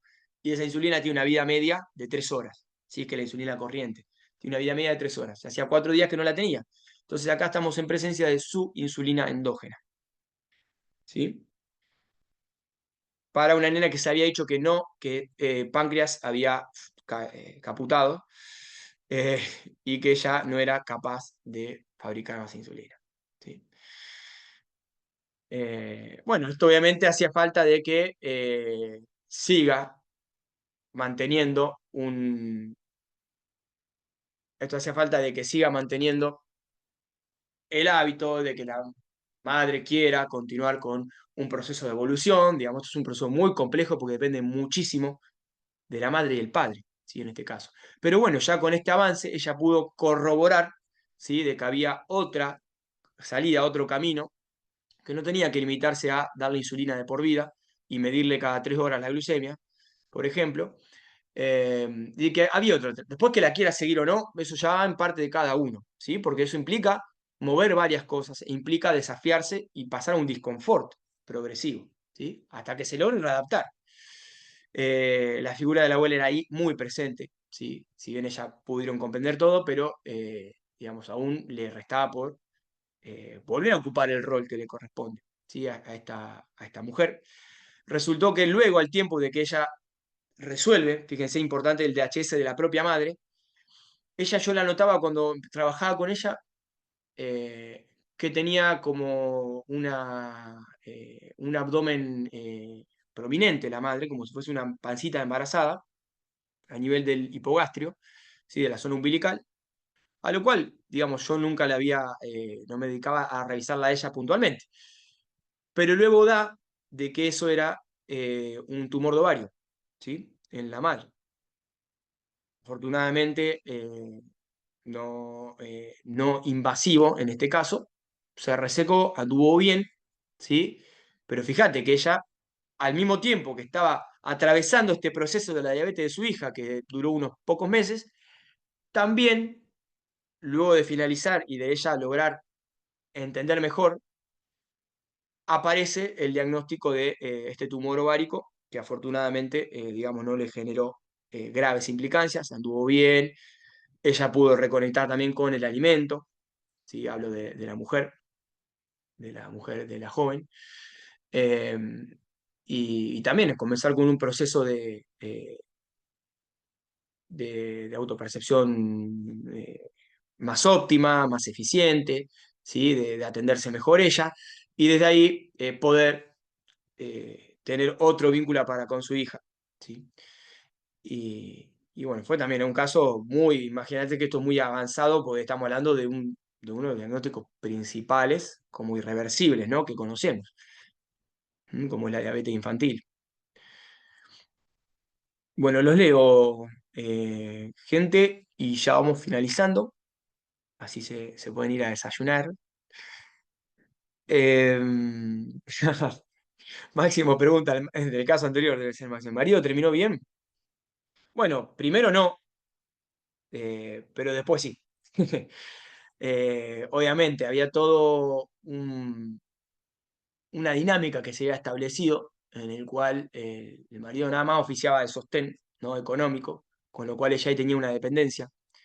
y le fue muy difícil, digamos, de revertir esta situación.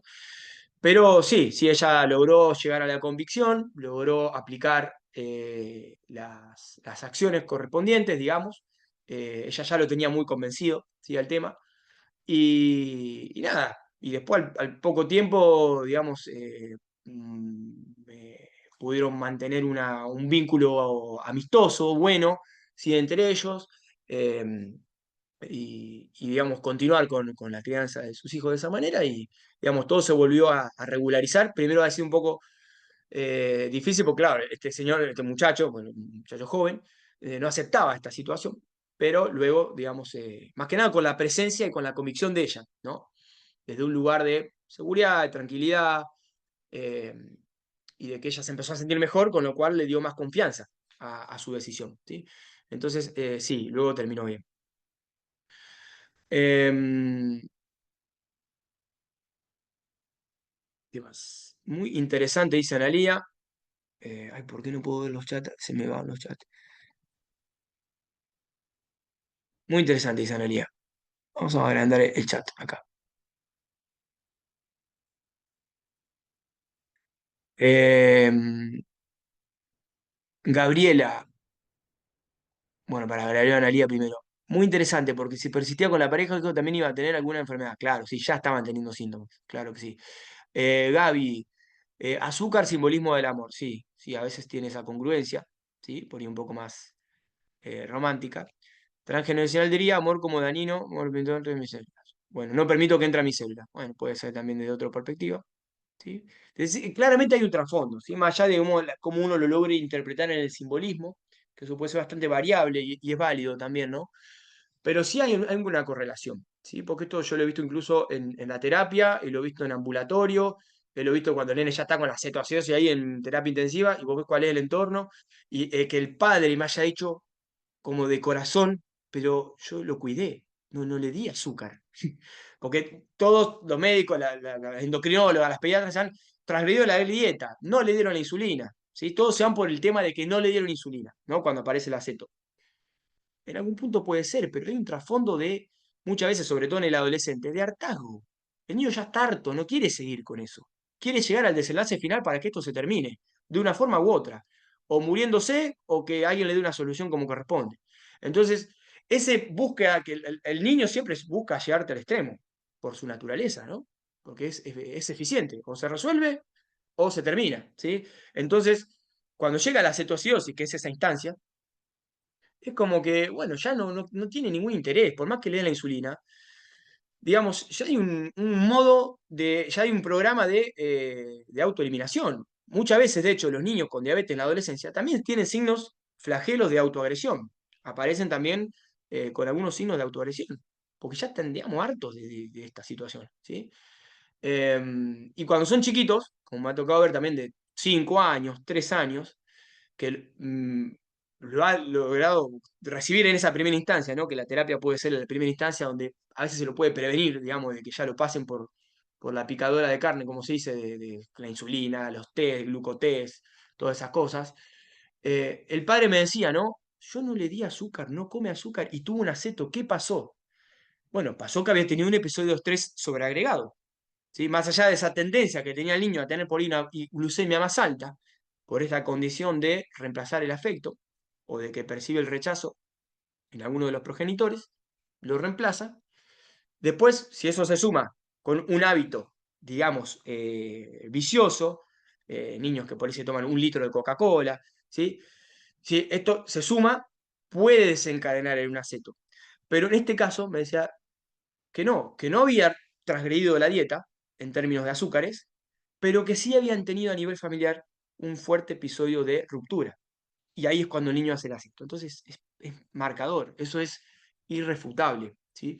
Y eso me ha tocado verlo en muchas ocasiones, ¿sí? En este caso que les presenté, ya era algo más como mantenido en el tiempo. No es que había habido un evento, ¿sí? Sino que era algo ya más mantenido en el tiempo, ¿sí? Que, bueno, afortunadamente lo pudimos comprobar con un laboratorio, ¿sí? Lo cual también, si uno puede tener la seguridad, también le da mucha seguridad al paciente, ¿no? Y a la familia. Em, También lo mismo la glucemia te permite prepararte para el estrés, ¿no? O elevar la sangre para prepararme a hacerle frente a esta situación porque no tengo a mi respaldo. Porque tengo que hacerme esta situación porque no puedo tener, claramente no tengo el, la contención y la seguridad que entonces tengo que salir a compensar, ¿no? Que bueno, esto es una de las leyes que también es propia del niño, que una de las leyes universales del niño, que es el niño tiende a hacerse cargo, ¿sí? Esto ustedes lo pueden comprobar muchísimas veces. Entonces, bueno, esto es una de las maneras, ¿no? Si yo me tengo que hacer cargo, tengo que tener una buena glucemia para trabajar, ¿no?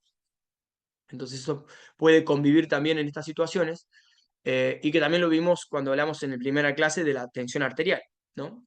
Son reacciones adaptativas para, en este caso, puede ser un estrés agudo. Ahora, bueno, esto también se puede hacer un hábito y se puede mantener en el tiempo. Y es cuando tenemos un niño con tendencia a la hiperglucemia. Vos le medís y es verdad, tiene glucemia alta, ¿sí? Pero bueno, no es que fallaron mágicamente las células del páncreas, como le dicen, ¿viste?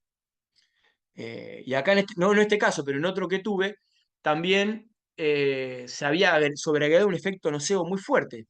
La endocrinóloga en Tandil le había dicho a la madre, prepárate para hacer un duelo, textual, prepárate para hacer un duelo de un páncreas que no funciona más, ¿sí?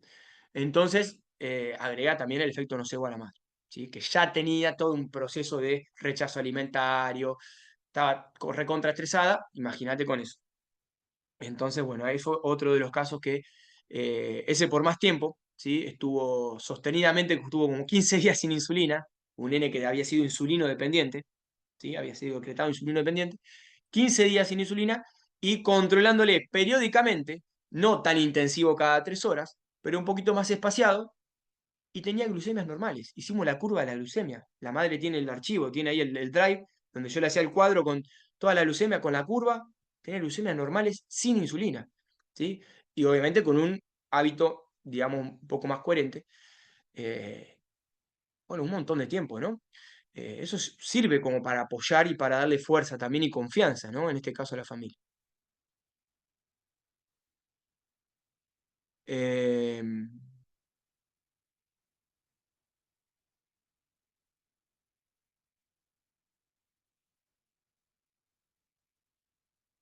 Claro, la diabetes mellitus tipo 1, viste que ahora pusieron un montón de tipos de diabetes. Ahora hay la ALA, la LAVA, ahora hay un montón de nombres y de cosas que ponen para complejizarla, ¿no? Complejizándola, le quitan el control al paciente y tiene más el control digamos, la comunidad, la comunidad médica, ¿no? Entonces, eh, acá vemos el patrón autoinmune, ¿sí? Entonces acá, cuando nosotros, lo que hicimos también con la clase de 5 leyes, ¿no? La autoinmunidad, ¿qué onda? Es autoataque, correcto, pero no también será un mecanismo de autoprotección, ¿no? Para lograr de que, en este caso, la insulina, la glucemia, la glucosa esté fuera de la célula, ¿sí? Eh, ¿No tendrá un sentido mismo esta autoinmunidad en sí misma, ¿sí? Entonces, nos cambia un poco cómo nos formulamos frente a algo que se consideraba una falla. Importante todo esto, ¿no? A ver, vamos a ver alguna otra pregunta que pueda servir al entendimiento. Para que estos auriculares. Pero Fede, los casos mostrados han remitido en forma inquietante y vemos que todo ha sido manejado con medicina biológica. Pero ¿qué tipo de tratamiento les hiciste? ¿Cómo se trabajaban estas personas enfermas? Pregunto para no quedarme con la teoría solamente. Bueno, mucho de eso lo vamos a ver en el evento del sábado que viene, ¿sí? Porque bueno, justamente hay que demostrar y hacer prácticas, ¿no? Algunas de las que ya hicimos. Em, y bueno, esto hace parte de la metodología que vimos en la clase pasada. ¿Se acuerdan que yo les mostré una metodología? Del cómo lo hice. Bueno, la metodología fue en parte algunos de los pasos que vimos en la clase pasada. ¿Sí? Está grabada, está en el campus, ¿sí? Pero básicamente hay que reformular la percepción, hay que hacer el trabajo de pasar por las distintas fases de reconocimiento, aceptación, transformación del entorno, ¿sí? Desafíos, disconfort progresivo, reconexión con las fuentes naturales, un montón de fases, ¿sí? Y que como dijimos es personalizado y que vamos a ver bien qué predisposición tiene la persona, qué posibilidades tiene de hacerlo, ¿sí? Por dónde arrancar, ¿sí? Eso lo vamos viendo de manera para cada caso. Pero más o menos respetan esas fases. Reformar el sistema de recompensa, ¿sí? Volver a estabilizar el sistema de recompensa, ¿sí? Como eso de las partes iniciales, porque sí tienen algo en común todos estos casos, es que partimos de algo que no es automático y cómodo, ¿sí?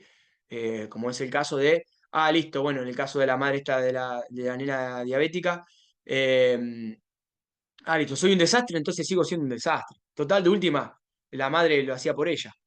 La cuida a la nena a la madre, le prepara la comida a la madre, listo, ya. Sigue siendo un desastre, ¿sí?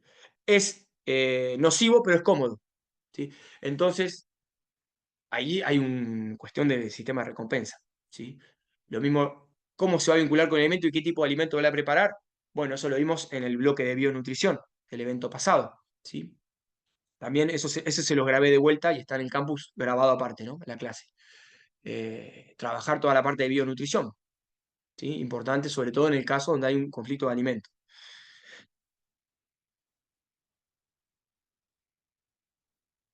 Analía, la verdad muy sorprendente con los tratamientos encarados a través de la medicina biológica, ya que se puede prevenir muchísimas enfermedades y complicaciones, totalmente, sin efectos adversos, ganando tiempo, ¿sí? Disminuyendo el estrés, bueno, tiene un montón de ventajas. Patricia, muy esclarecedor al ver los casos, la importancia de ver a cada consultante de manera individual su entorno y percepción.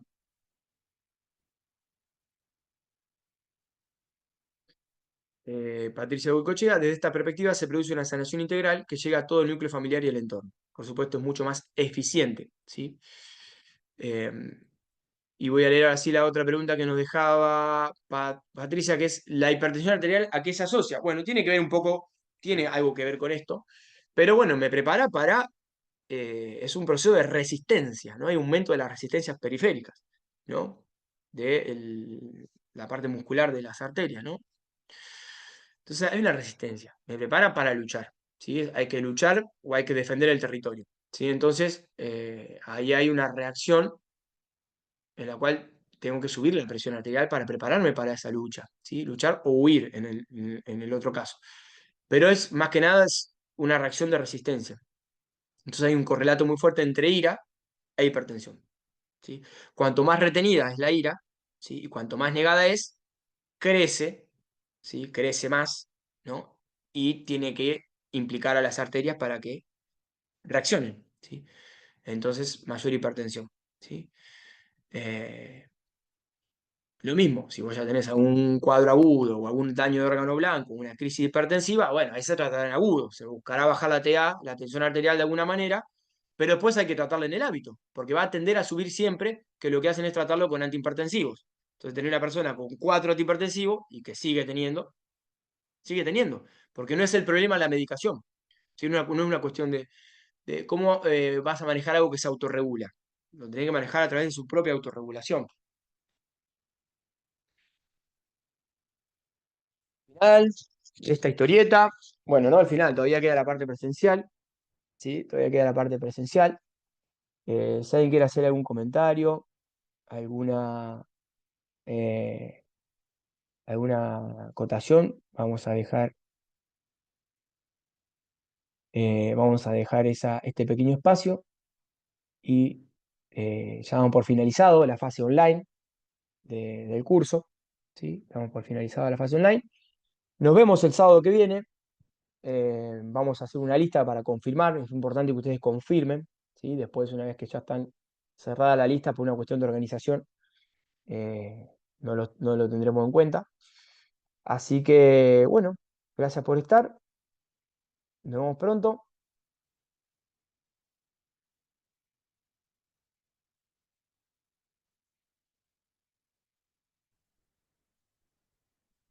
Perdón, profe, ¿qué tal?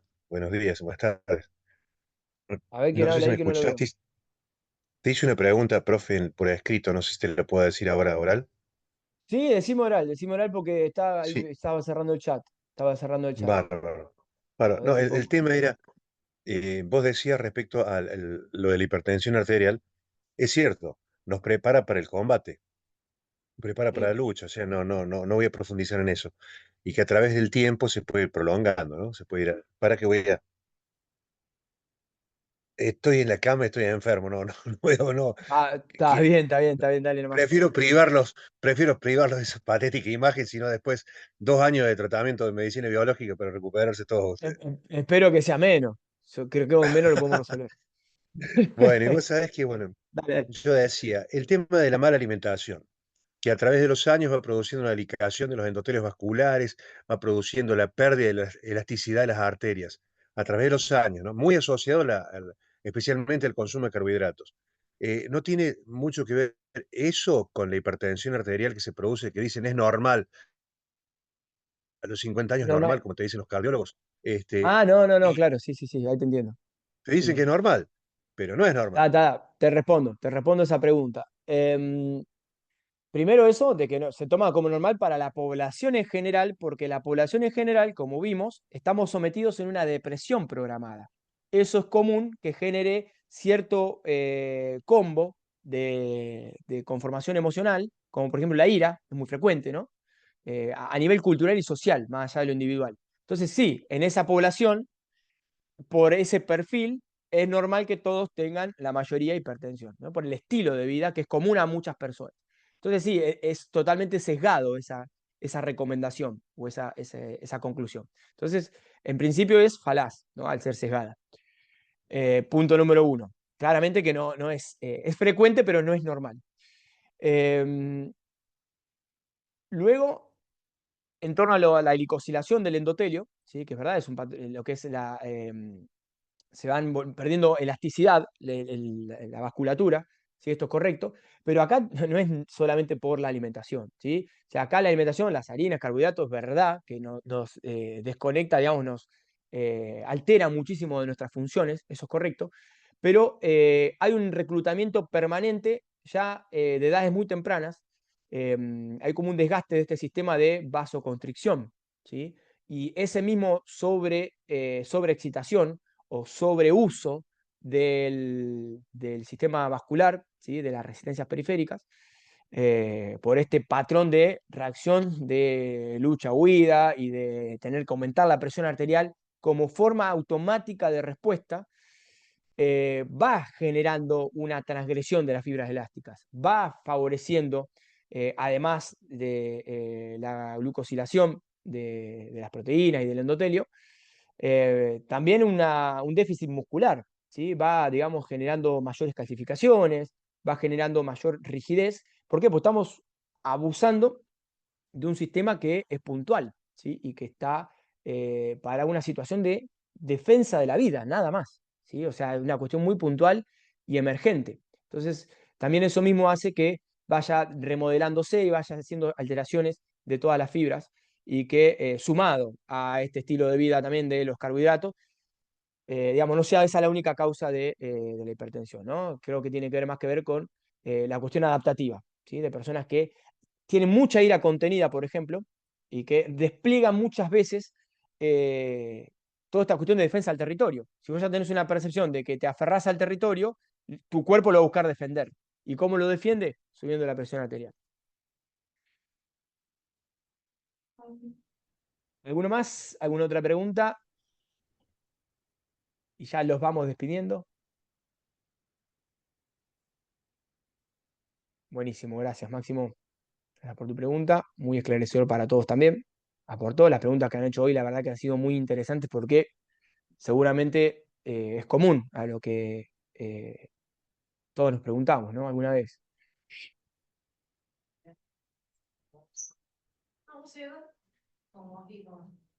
Marcelo, ¿querés decir algo? Que tenés el micrófono prendido. No, no, no, no, no, Federico, sino que es todo muy interesante, es un campo donde todavía tenés mucho por hacer y de volcar a tus alumnos, que somos Ajá. nosotros. Realmente es algo muy Buenísimo. interesante. Gracias, gracias, gracias. Y nos vemos Bueno, el muchas. sábado, si Dios Por quiere. supuesto que sí. Sí, Sí, sí, por seguro, supuesto que Federico. sí. Bueno, que tenga un lindo sábado. Nos vemos. Bueno, Gracias. bueno, muchas gracias. Muchas gracias, Marcelo, por tus palabras, a todos por estar presentes, por estar acá interiorizándose en esto, tomando nota. y queriendo siempre evolucionar, ¿no? Porque esto de Y esto seguro para le mí va. recién comienza. Esto recién comienza, tal cual, ¿sí? Tal cual. Bueno, chicos y chicas, un beso grande, un abrazo. Nos vemos el sábado que viene. Gracias, Chau. gracias. Chau, hasta el sábado. Chau.